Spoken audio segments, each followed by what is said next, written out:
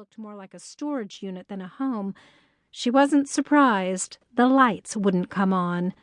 David had always taken care of minor things like paying the bills. She sat down on one of the boxes and reached for her phone before she realized she had no one to call, no friends, no old school buddies she'd kept up with. All the numbers in her contacts were business-related, except the 3 for her family. She scrolled down to the Hamiltons. First number, her parents. They hadn't spoken to her since she'd missed her sister's wedding. Jubilee shrugged.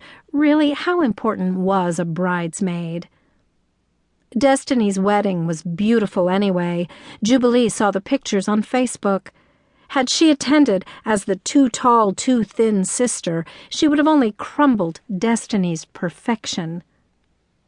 She moved down the list.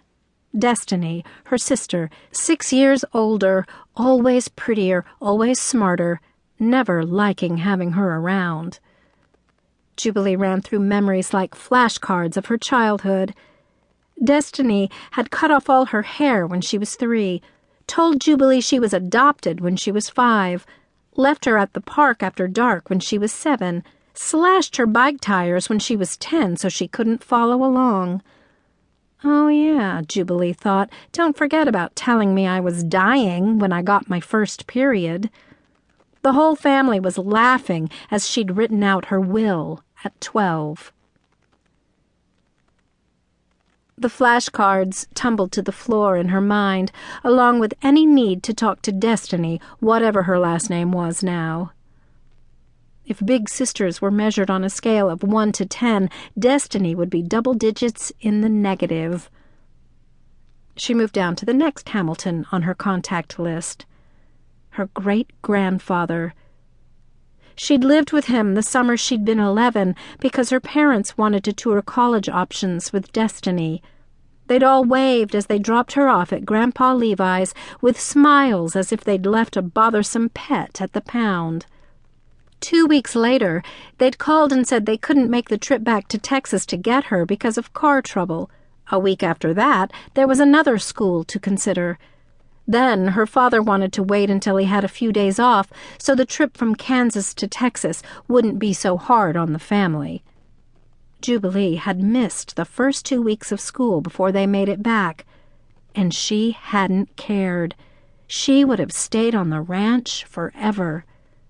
Grandpa Levi was ornery and old. Even at 11, she could tell the whole family didn't like him or want the worthless dry land farm he'd lived on since birth. Levi talked with his mouth full, cussed more than Methodists allow, only bathed once a week, and complained about everything but her. Jubilee's parents barely took the time to turn off the engine when they picked her up.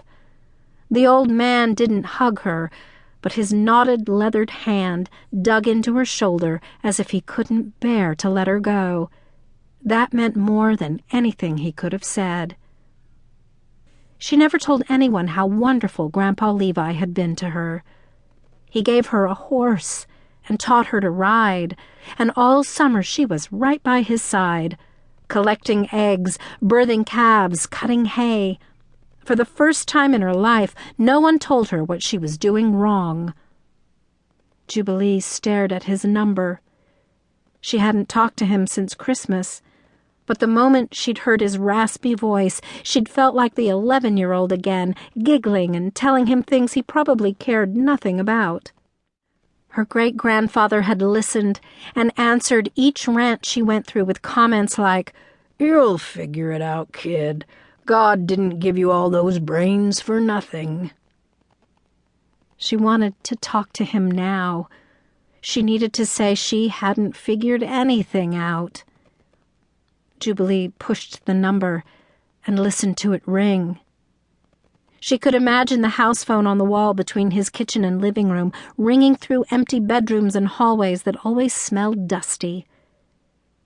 He lived in the 2 rooms off the kitchen and left the other rooms to sleep, he claimed.